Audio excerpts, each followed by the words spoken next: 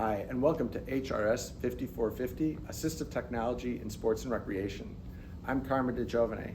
This week we'll be talking about Module 9, Wheelchair Court Sports and Wheelchair Racing, Track and Field, and Module 10, E-Gaming, Part 1. So there's going to be two parts to the E-Gaming modules. First, I want to review a couple things about metacognition and Bloom's taxonomy. One thing I want to make you aware of is that I've started adding the taxonomy domains to the learning objectives for each module. So each module I include learning objectives. It helps you to better understand what I want you to focus on and learn in each module. So it's really a guide for you, and it keeps me on track. But one of the things that I've done is I put in brackets the actual domain from Bloom's taxonomy. So it helps you see where on Bloom's taxonomy I expect you to focus. Is it in the understanding and remembering realm, or is it more towards the top end of Bloom's taxonomy in applying, analyzing, and creating? I've included in the show notes the actual objectives for Module 10, and I've also included those on the overview page.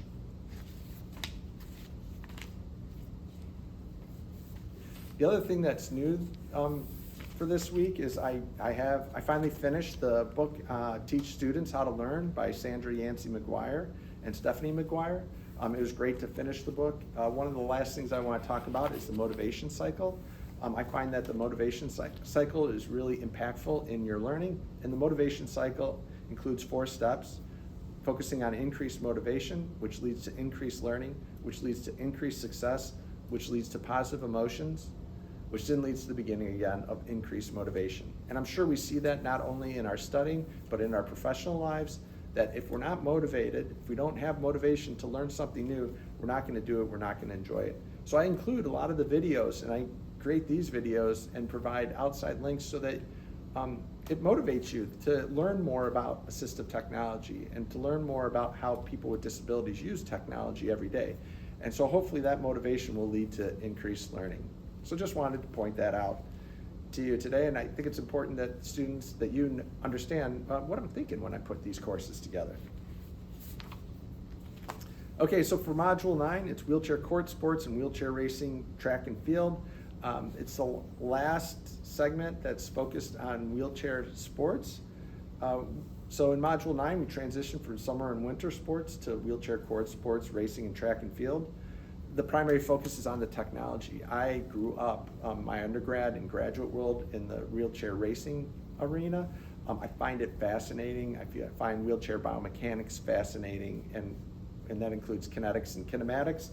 And so the articles that are in this module really apply some of that kinematics and kinetics.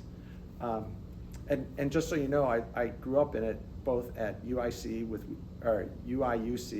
wheelchair racing, Mary and Joy, wheelchair rugby, and then again at the University of Pittsburgh. If you have questions about wheelchair biomechanics or the setup of a wheelchair and you haven't taken HRS 5200 yet, I recommend checking chapters 3, 6, and 9 in Seating and Wheel Mobility, a Clinical Resource Guide by Lang and Minkel. That gives you a lot of the background information that you need in terms of manual, with a focus on manual wheelchairs. So for some of you it may be a review, and for some of you it may be new. The learning materials for Module 9, I have a few articles that I think that I want you to read, both for the undergrad students and additionally some additional articles for the grad students, a little heavy reading for Module 9. But there's some great lectures. I add some great lectures to the learning activities. We've got a specialty lecture from Erica Kemp, Dr. Kemp, on sports for kids, and then we have a specialty lecture on wheelchair rugby from Kevin Starr.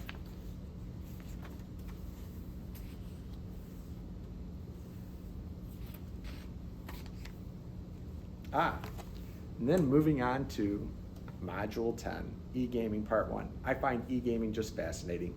I don't know a whole lot about it. I don't play e-games, or I didn't play a whole lot of video games growing up, tend to be more of an outdoor person. But as I've learned more, I'm fascinated about it. I'm actually listening to a podcast right now that is interviewing the the person that started Discord. So if you don't know what Discord is, I don't either. I'm learning about it, but I'm trying in this area, so it's something to check out.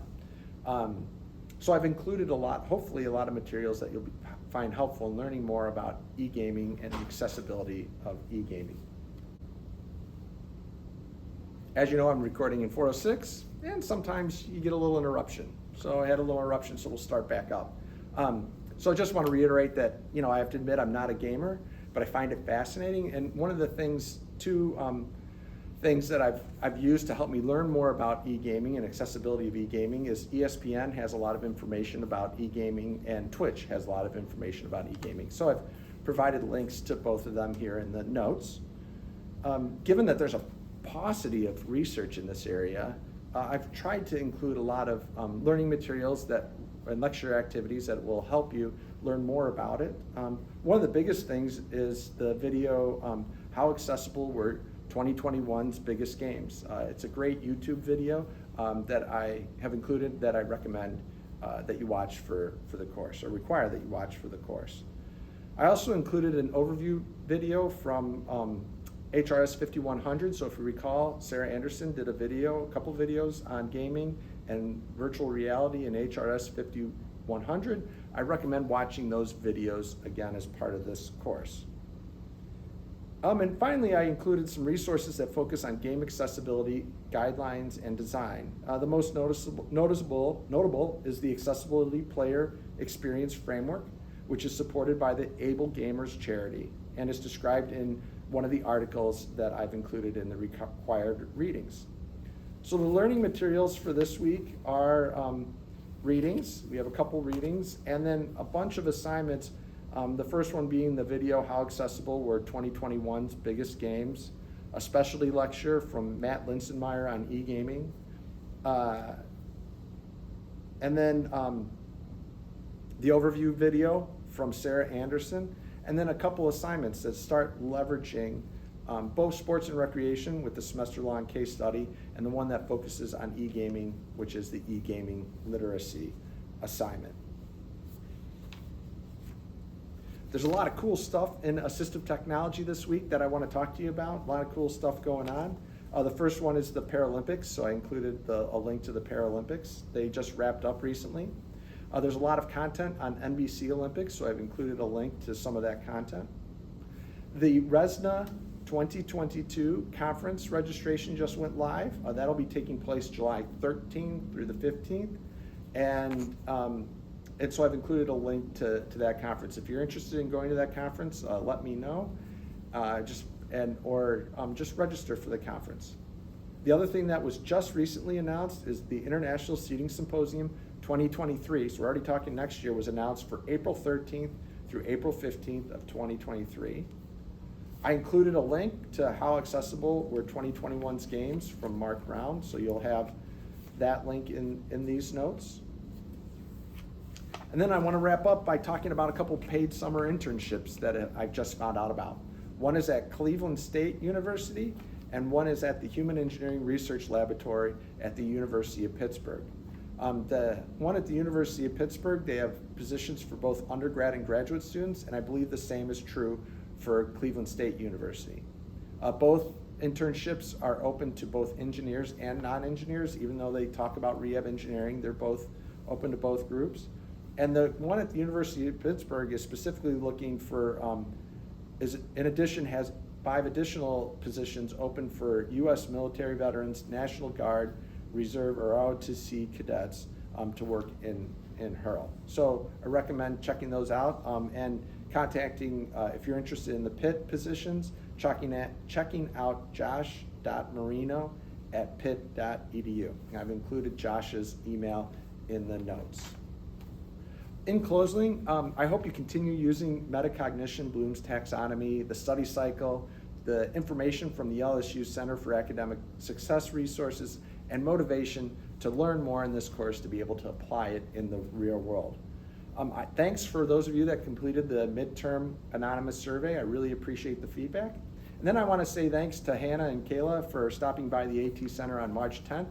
We had a great time. We were planning on meeting for an overview session and a chance to use some of the technology for 45 minutes, and we ended up hanging out for 2 hours. It was a great time. We had Christy Perko there, who's an occupational therapist that works at the AT Center, Liz Gowan, who's a rehabilitation engineer that works at the Assistive Technology Center, answering questions for us and taking us on tours. And then we're really fortunate, Dawn Hamlin from Mobius. Dawn is an occupational therapist that works for the Mobius Ibot. She had the Ibot there for us to use, and so we got to try out the Ibot, which was really cool. I'll be doing this again in the summer, so keep an eye out if you're interested in coming to, not being on the virtual world or in this asynchronous world, but to actually come to the Assistive Technology Center and see what goes on in the real world. We'll have an event, an overview event, and a chance to try out some of the assistive technology in the summer. As always, reach out to me via Carmen Canvas if you have any questions, or check out the Carmen Canvas calendar if you want to schedule a meeting with me. If those meeting times don't work for you, then reach out to me and we can schedule a meeting at another time. And as always, have a great week. Thanks.